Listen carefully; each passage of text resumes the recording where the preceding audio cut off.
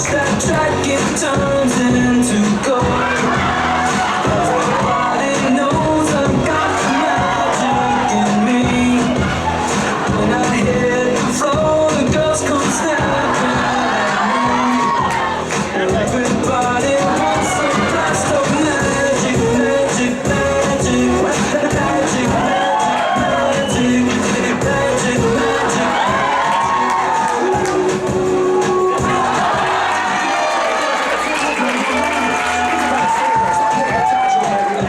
I'll need a volunteer. How about you? Come on down to the front and stay right here and don't be shy. People trying to aim him with the skills, so they asking him. Even making brain and they going places. See mind freak like, what's up, man? What's happening? You see the show tonight? Look better be astounded. You know it's open, you know.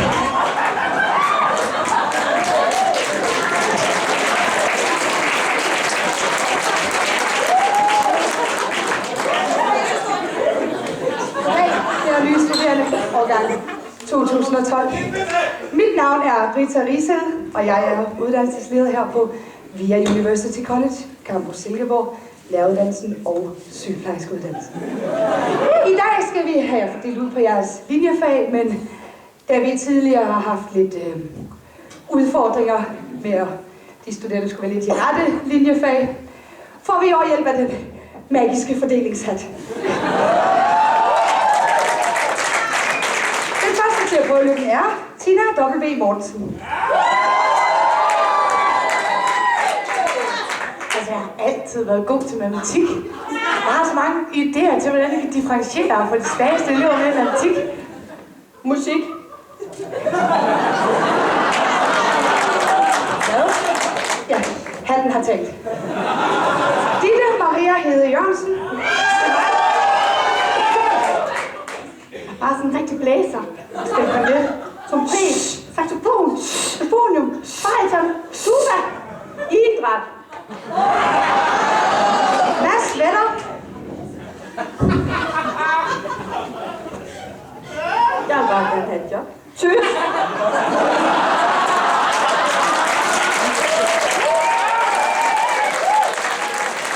Lasse Værvel.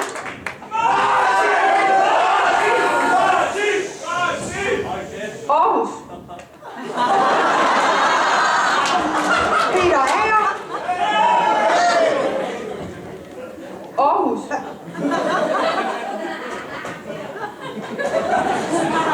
Peter Styrk. Aarhus. Hvad? Aarhus. Aarhus. Nej, Aarhus. Aarhus. Der er noget galt med det. Aarhus. Aarhus. Hvordan slukker man?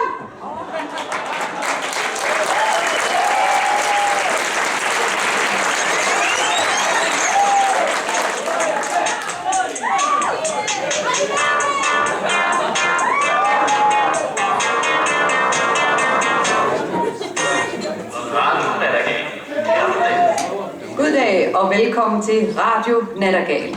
Din vært er i dag, som altid, Stefan Bundby. Så nu vil jeg præsentere Bundes Trylleri. Jeg sidder her med et helt almindeligt spilkort. Du skal nu tænke på et kort. Gjort det? Godt.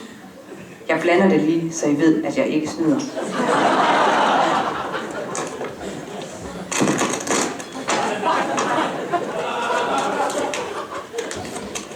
Og det var det her kort, var det ikke? Jeg tænkte det nok.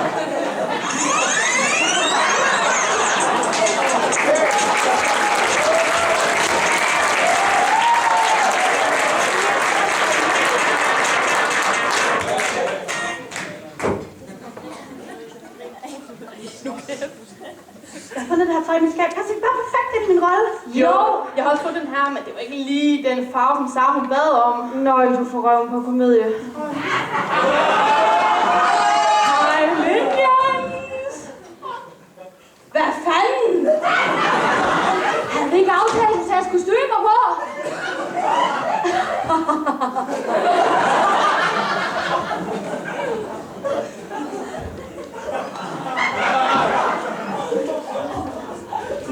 Men Sarah, Snickers? Nej! Men Sara, kunne vi måske... Nej! Men far? Nej! Hun kan råbe, hun kan sige, og hun kan se hele tiden. Om det er det vaske syge, kjole, finde vaske. Hun siger nej til vores idéer, når hun kun så idéer. Vi bare har til smøge lever, mens hun står og slipper. Hun kan råbe, hun kan skrige, skrabe piger. Jeg er jo kun det bedste. Tøj til alle mand. Og alt det jeg ikke duer, skal shine i scenen skær. Lad mig din sover ligge og stol på din drømmespil. Og jeg ved inderst inde, at tåret nok skal findes. Kostymer bliver til magi.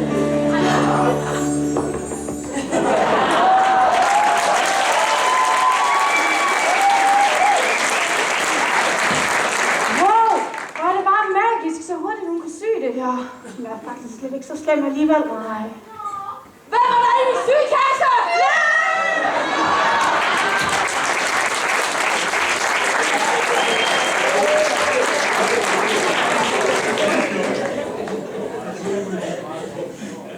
Jo, Adam, de der videoer, vi lavede under revyen sidste år, de var virkelig gode. Ja, altså, nu var det jo ikke fordi vi lavede det, men det var klart det bedste ved revyen. Det er sikkert. Nej, der er en første års alarm. Hej.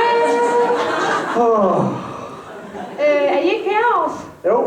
Jamen det er fordi, jeg lige har fået det her nye skema, og jeg er lidt usikker på, hvad KLM er. KLM? Ja. Ja, KLM. K, det er... Rejsekontrolskab. Ja. Yes. Og L. L, det er Livstræet. Livstræet. Yes. Og M. M, det er magi. Magi. Ja, det står for magi. Er I sikre på det? Ja, det er sådan noget med korttricks og alt muligt. Det er lige godt. Tryllestave. Ja. Nå, okay. Jamen, tak for hjælpen så. Det var så lidt nu. Hej. Hej.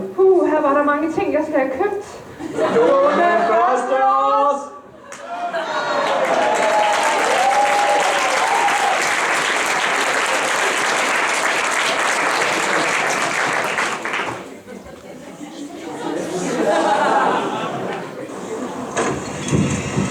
Hej og velkommen til. Jeg er Lone Sonne, og velkommen til vores musikafdeling.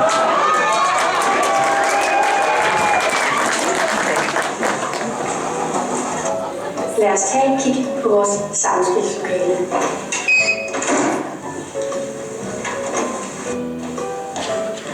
Ja, det er så herinde et samspil sammen med 22 studerende. Det kunne da være lækkert, hvis der var et instrument til alle. Det giver bare et realistisk billede af, hvordan det er ude på skolen. Det her er toilettet. Det eneste toilet, vi har herovre i musikafdelingen, og det er helt autentisk tilbage fra den gang skolen blev bygget. Med kælderen, altså fredagsbarn, men det er jo bare hyggeligt. If these walls could talk. Ja, Lysse, han hedder ikke op efter de studerende, men det gør jeg.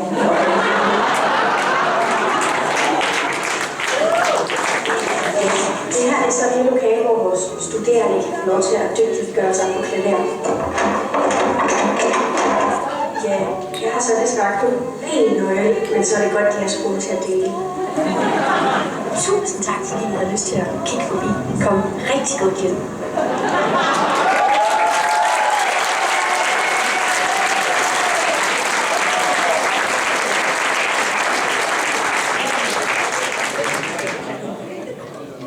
River på mål! Skål! Skiffen, gaffen, duffen. 3 point i skuffen. Drop nu de der dårlige kampråb. Det er så pinligt, åen. Pølser og pomfritter. Vi er favoritter. Du er bare for meget. Du, Henny? Ja? Er det ikke lige faktisk, du skal være tuser igen? Jo, Jo, altså det er mest på grund af drengene, du ved. De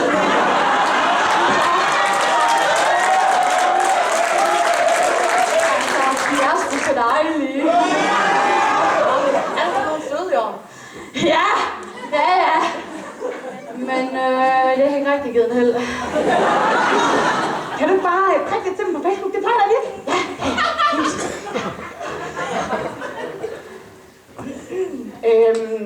Er jeg den eneste her, der er træt af, at vi skal køre så langt for at træne? Hvorfor er det vigtigt at spille på Wembley? Jeg mener, Leno, helt ærligt, hvad skal vi helt derude?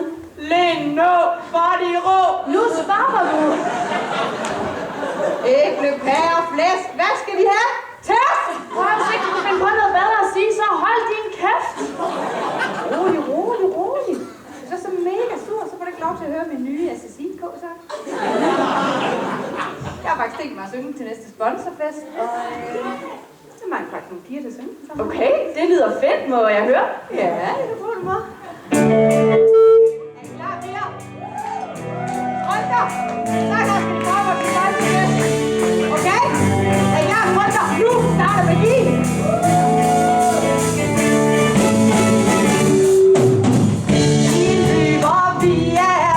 Der kan vi ikke få plads til at komme og spille bold, når simple bolde vil give den gas.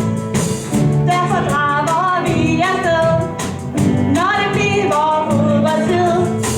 Og vi kører derud i race, for i Leno kan vi komme på græs. SSIK har en god taktik.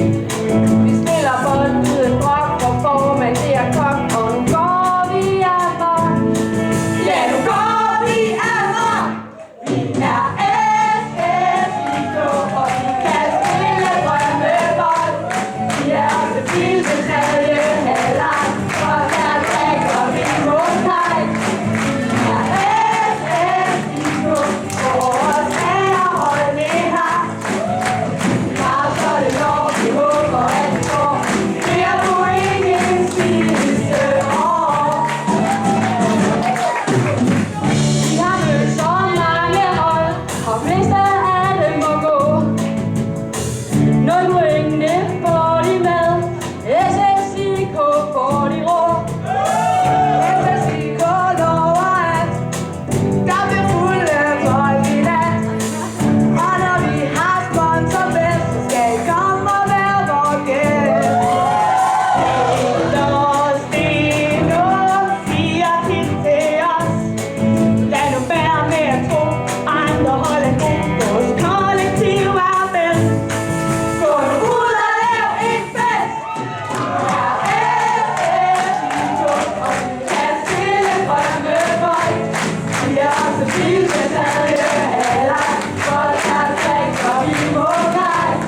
Vi er SSIK, og vores ærehold det her. Meget så det lov, vi håber at det går.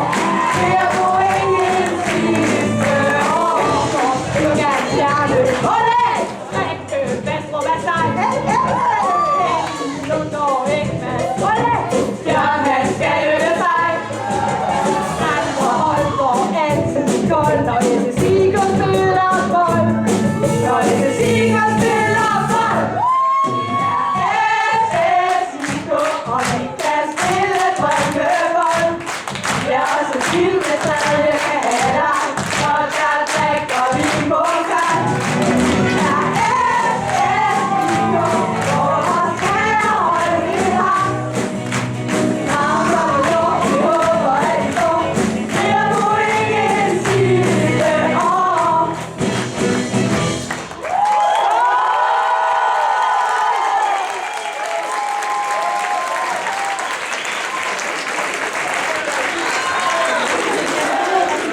De har fantaser for, at det her, det bliver rigtigt. Men Y-funktionen, den gør også bare, at A, det kan blive til Hej, jeg forstyrrer lige. Ja, I ved jo godt, hvem jeg er. Og Mads fra kælderen. Nå, lige meget. Vi har fået et nyt brætspil, så dem er I inviteret til at komme ned og spille med os her på fredag. Ja, det er fint, Kælderfyr, men vi sidder lige med gruppearbejde, så hvis du lige vil... Det var i orden. Vi ses der.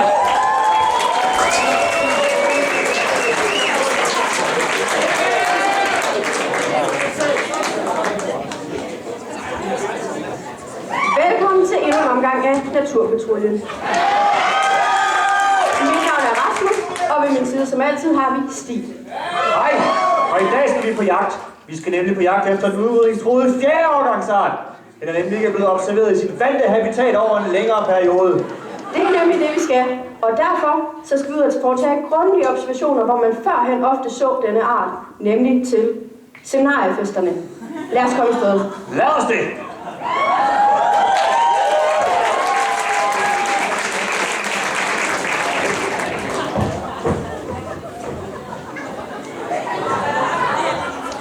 Så er vi her. Prøv at snuse ind.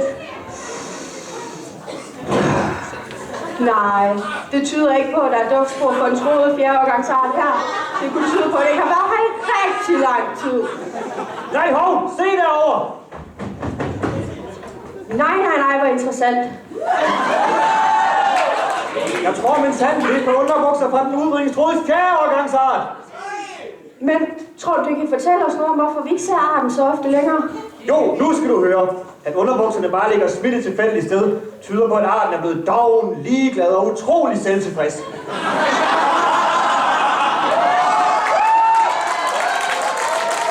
Dog tyder det ikke på, at den stadig har en enorm paringslyst.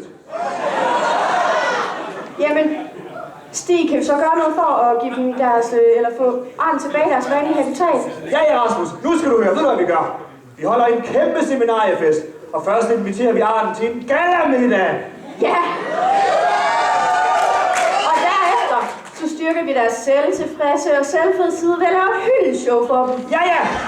Og så til sidst, så åbner vi seminariefesten op for alle de andre arter, så den kan få tilfredsstillet sin enorme paringslyst. Det er det, vi gør!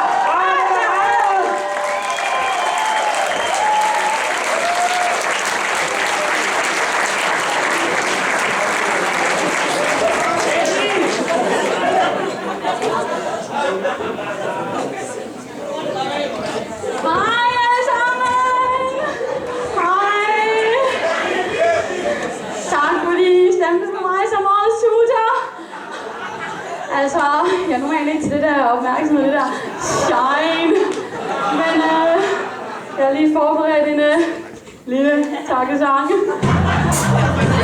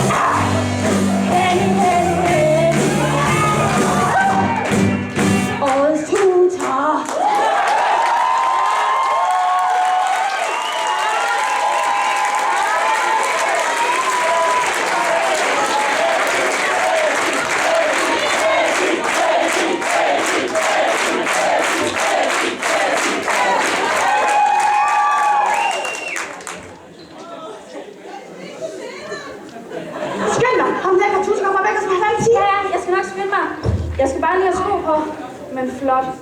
Det er jo ikke ordet. Han er jo mega lækker. De der overarm der. Og de der brede skuldre. Og så når han laver den der bassarm. Ja, og ved du hvad? Jeg har også lige hørt, at han er blevet personlig træner. Jeg kan bare lige forestille mig, at han kommer sådan rigtig tæt på og retter på en. Ja, så er der faktisk, at tage den der vandpige med. Ja, det dufter bare helt vildt godt. Det var bare ærgerligt, at der kun var én plads tilbage ved bordet.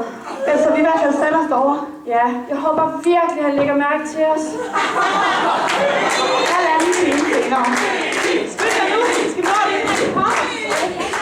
Husk nu lige, så vi øvede det. Ja.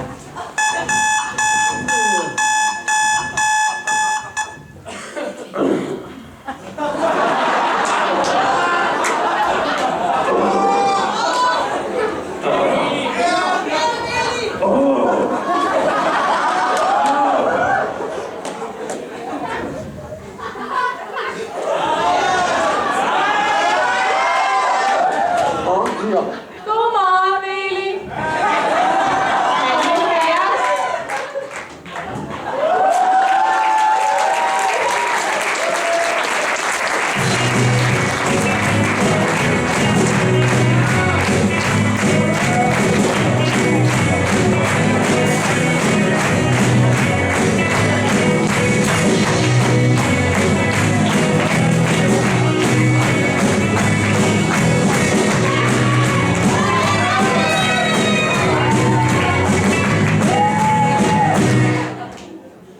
Goddag alle sammen, og velkommen til dette ekstraordinære krisemøde. Til stede er Lysing, I, Dam, Ja. mig, ja, og Britta. Jeg er også Britta. Ja, og tak for kaffe, Ulla. Godt. Vi skal have fundet en løsning på skolens økonomiske krise. Er der nogen, der har forslag til, hvordan vi kan trylle nogle flere penge? Jeg har løsningen, Britta. Jeg tager alle vores dejlige og dygtige musikstuderende med ned på såret. Så rigtig move it to the groove. Ligesom vi er klar. Tak, Lucy. De studerende skal også lære noget. De har obligatoriske timer. Ja, altså, jeg ser ingen anden udvej end at satse stærkt på G-Mega Arena.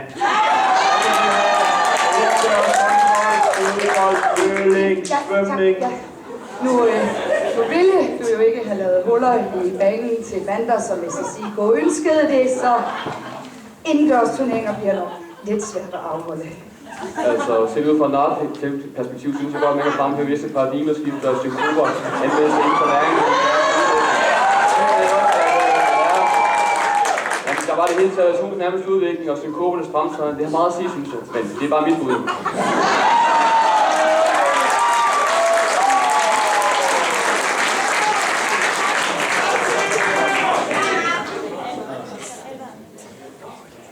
Hvad med Ole? Loppemarked. Crowdfunding. Jeg har også et forslag. Ja. Jeg har snakket med kommunen, som har givet et generøst tilbud, så frem vi vil udleje vores kære multihal ud til flygtningecenter. Nej, det gør du ikke! Den der udvej! Så siger jeg op! Synes I virkelig, det er fair? Jamen, hvis ikke der er andre realistiske forslag, så må det jo være løsningen. Okay, så pyt!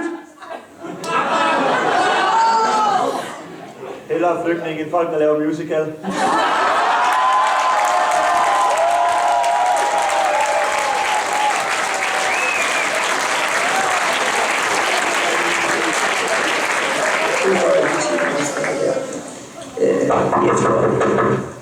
Hvad sker der? Hej, Britta! Hej. Det er fordi, jeg kommer her fra kælderen, og jeg tænkte lige på, om du her til det næste onsdagsmøde kunne reklamere for os.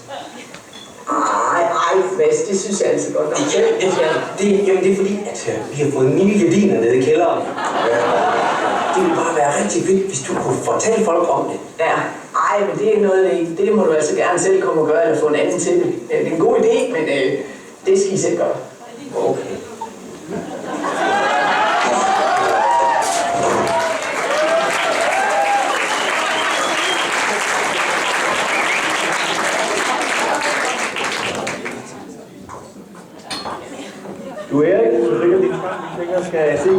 det ikke? Jo, Martin, det er du ret i. Altså, dagligdagen med Blyssen. Altså, jeg mener bare, at den mand, han er jo magisk. Ja, helt sikkert. Vi har det fedt. Vi har en sidste jam session med ham. Ja, oh yeah. Hvad så, drenge? Hvad så, Blyssen? Ja. Er I klar, drenge? Det kan du tro. Så ruller vi. Altid. 1, 2, 3, 4.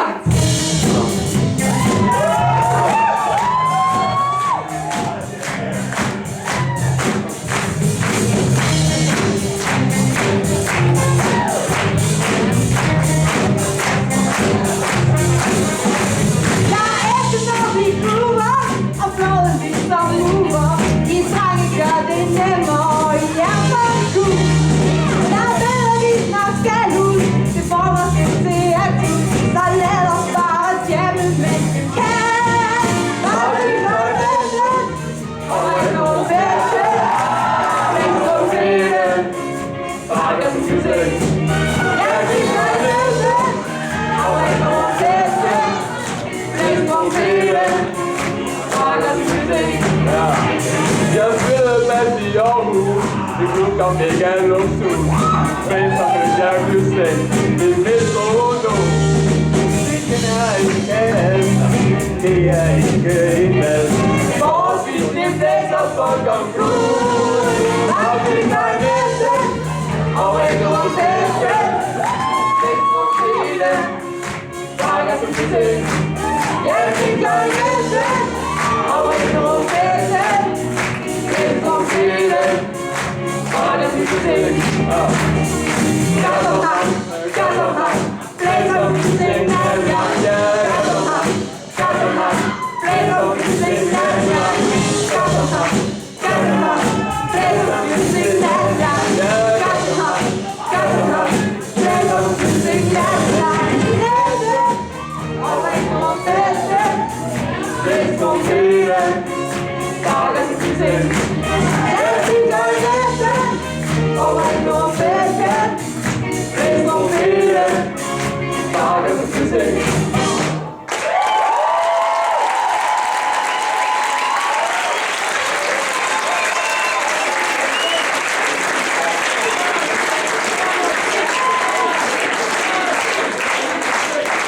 Hvad laver vi egentlig her i Aarhus til Hallen? Jamen, hvad har det med musical at gøre? Jamen, vi har jo øveweekend. Hey piger. Nu gør I bare fuldstændig som jeg aftalte, okay?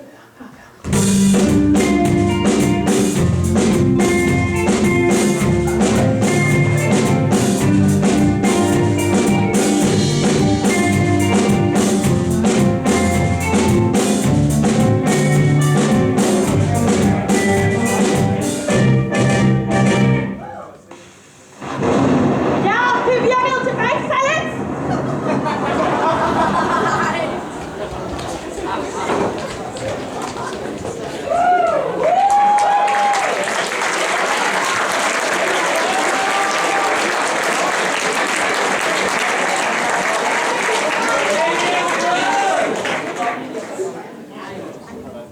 Du er god, Adam. Nej, Asger, du er god. Du er god. Du er god. Nej, det er ikke første års igen. Hej igen. Jeg var også super klar til det der magiundervisning. Men jeg har bare lige et problem. Ja, det er, at jeg ved ikke rigtig helt, hvor det er. Nej, Hej. magi. Det er i C321. Ja, lige præcis. Når du kommer hen, skal du bare løbe direkte mod væggen. Yes. Og der er ikke nogen dør. Okay. Jamen, tak for hjælpen så. Det var så lidt, du. Selv tak. Hej. Åben første års.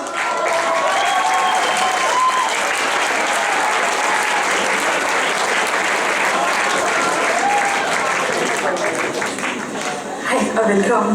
Mit navn er Charlotte Ormstrup, og det her er vores fiskeafdeling.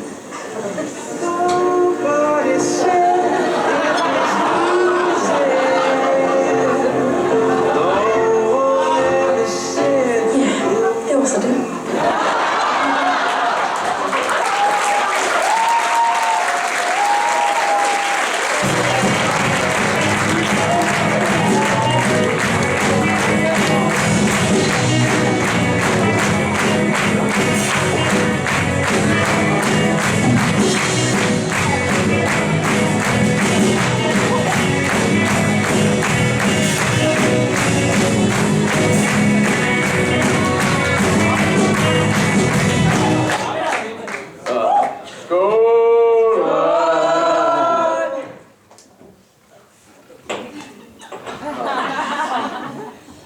skal ikke kalde lige så mange snaps som sidste gang. De der lange skoledage, altså, hvad fanden tænkte du på? Ja, hvad fanden tænkte du egentlig på? Altså, inden vi åbner den næste flaske snaps, så synes jeg lige, vi skal diskutere nogle ændringer i reformen. Jeg har en masse gode idéer.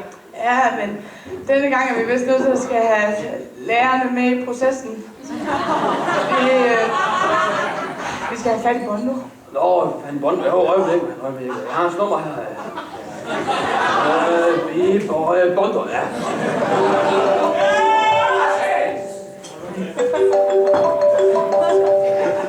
Fuldstændig verden. Det er han også. Ja, dag Bondo-drengen, det er Bertel fra Folketinget. Jeg så lige snakke ting sammen med 2 dejlige damer, Antoine Bæk og Karen Emil Ved. Og ved du hvad, vi sidder lige snakker om reformer og tænker på, at man ikke vil give det et besøg med. Jo, selvfølgelig. Jeg kommer med det samme. Det var godt. Ej, Bertel, det er sgu da lige meget med Bondo. Han er ikke politiker, han bestemmer ikke en skid. Jeg kom så hurtigt, jeg kunne. Jeg har så mange gode forslag. Nu er det jo altså os, der bestemmer. Jo, men lad os nu lige høre, hvad han har at sige, ikke? Ja, det er enig med det. Bondo-dreng, så jeg skulle lige glas snaps. Hvad fanden? Jeg tænkte på, at vi kunne starte med at snakke om kortere skoledage til elever og lærere. Jeg har den her finske undersøgelse, der viser, at det faktisk gavner dem. Ej, Bondo, hør. Kortere skoledag kan på ingen måde komme på tale. Jeg synes, tværtimod, de skal være længere. Ja, længere skoledag. Ja, der kommer vi også i top i PISA. Ja. Det må være løsningen. Hvem stemmer for? Nej, det her det går jo i en helt gale retning. Det vil jeg ikke være med til. Ej, Bondo, kom nu. Ja, du vil jo gerne. Du vil for gode gamle dages skyld. Ja, kom nu. Ja, så okay. Så tænker jeg, at vi kan snakke inklusion. Hvordan vi sikrer den enkelte elev er ligeværdig. Jo, for fanden. Skoleuniformer, du. Så er det ens alle sammen. Det er sgu en inklusion. Altså, så udrydder vi også mobning. Jamen, det er jo genialt. Hvem stemmer for skoleuniformer? Okay. Det var jo ikke lige det, jeg mente. Altså, jeg kommer... De voksne taler lige. Prøv at høre. Hvor er respekten blevet andet til dags? Jeg mener, der er jo ingen, der har respekt for nogen længere. Nej, jeg synes, vi skal indføre fysisk afstraffelse. I ved, sådan et lille klap i måsen, en ny og det er der sgu da ingen, der skal skade af. Nej, det kan jeg godt have ret i.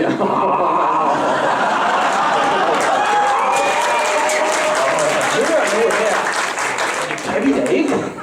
Ej, jeg synes i stedet, anerkendelse. Ja, det er jo lige det, jeg mener, Bondo. Anerkendende afstraffelse. Det er overhovedet ikke det, jeg mener. Hvem stemmer for, mand? Ja. Det er nu ikke noget som at være minister. Al den magt. Ja, jeg kan lige forestille mig det kaos, de nye lærere kommer ud til. Reformer er godt. Jeg tror, vi vil sige tak, fordi du kom, Bondo. Nu kan du altså ikke komme og sige, at du ikke har været med ved forhandlingsbordet.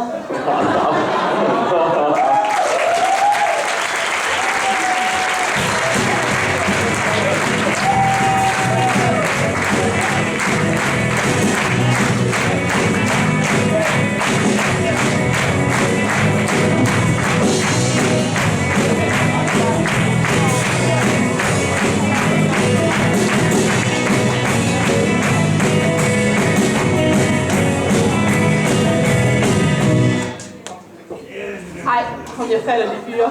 Heller ikke mig. Det er som om deres kærester har tryllet dem om til nye mennesker. Ja, fra det startede på første år så til nu. De er ikke til at genkende længere. Kan I huske, hvor langt hår jeg kan have? Jo, ja. Jeg har hørt, at Heidi, hun nægtede at blive kærester med ham, før han klippede sit hår. Det er ingenting gengæld.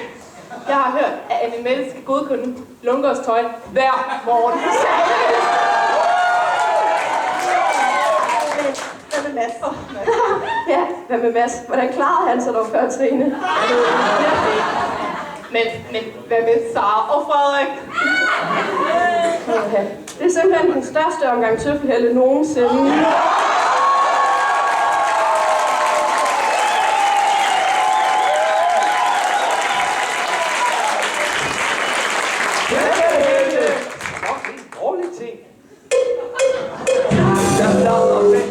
Der ville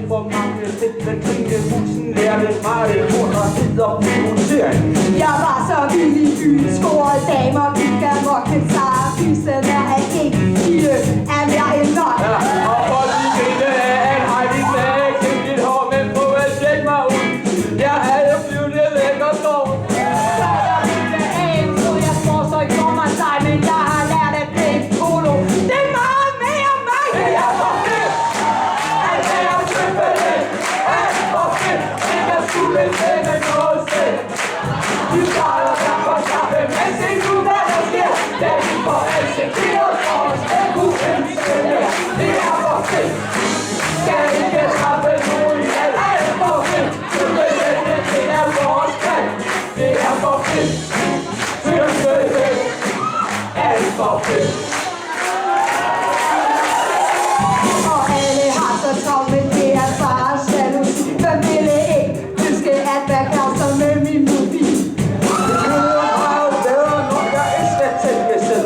Jeg klarede det sgu aldrig særlig godt alligevel. Men så igennem at de pisser ind til mig, og når de kigger på mig, ser hun min fandme jeg. Jeg føler mig så vældig, jeg har fundet min plads. Min kvinde tog mig ind, og hun har gjort mig til en kasse. Jeg får fedt, at jeg er simpelthen alt for fedt. Ikke at skulle bestemme noget selv. Vi starter derfor sammen, men se nu hvad der sker. Da vi får accepteret for os, men uønskede. Det er for fedt.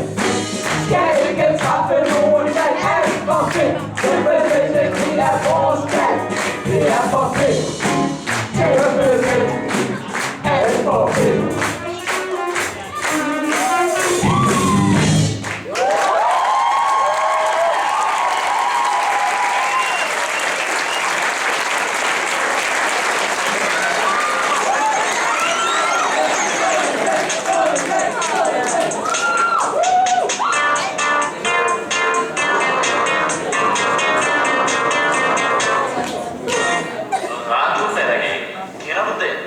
Goddag og velkommen til Radio Nattergal. Din hverdag i dag, som altid, Stefan Bonde. I dag er lige frem af denne hat. Det er en helt almindelig hat. Se selv. Der er ingenting her oven på hatten, og heller ikke noget herinde i hatten. Her kommer min magiske trylleramse. Abracadabra. Tryllerolleri. Bonde er den, alle folk kan lide. Op af hatten. Er den ikke sød?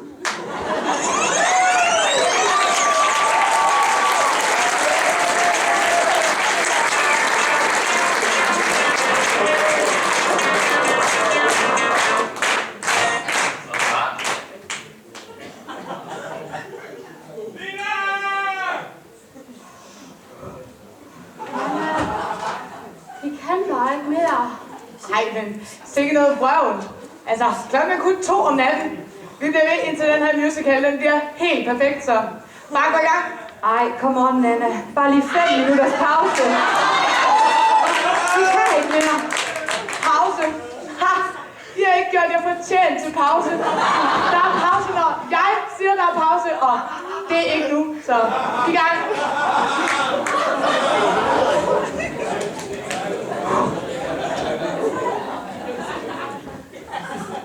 Du ser nedtrykt ud.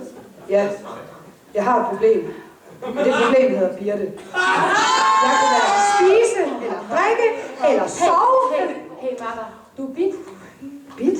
Ja, du ved ligesom boom boom. Ja, stop! Kenny? Det her er ikke boom boom. Det her er... Vi tager den for bit.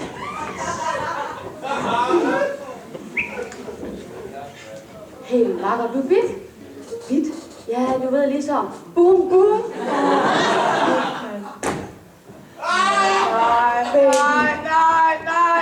Det er helt forkert. Birte? Når du kommer ind over scenen, så skal du brække med hofterne, ikke også? Du ved godt, du er for lækker. Og så skal du skubbe lidt til ham, ikke også? Han skal arbejde for at få dig tilbage. Ja, kom, så skal jeg vise dig noget nogle gange.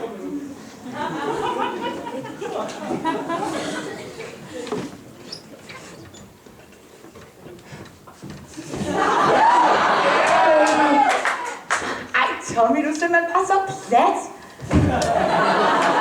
Sådan her. Kapit? Det er bare gravid.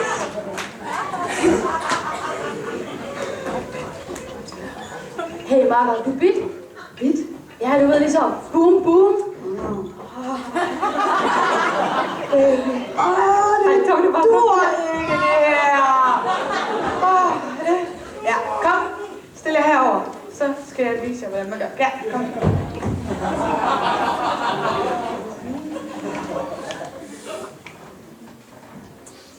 Ved du hvad, makker? Du er bit.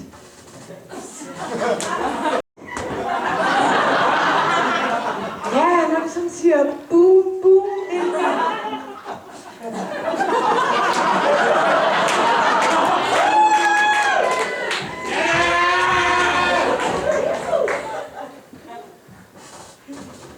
baby! Ej, Tommy, du er simpelthen bare så plat.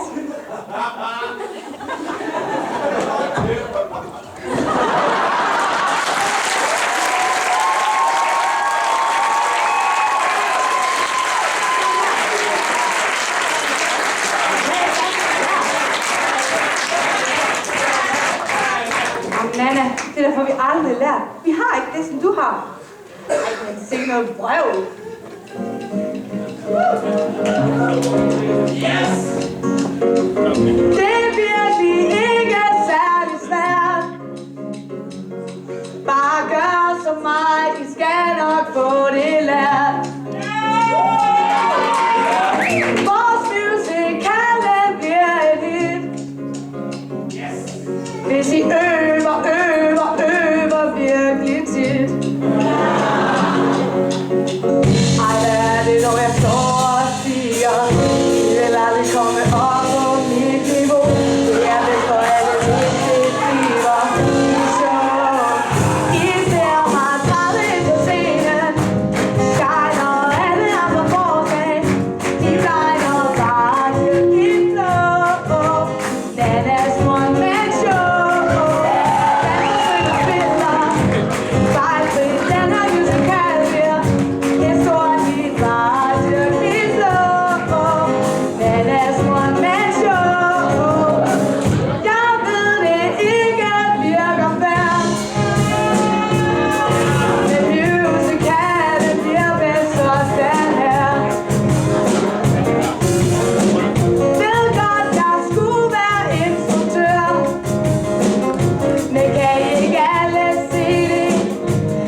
Yeah.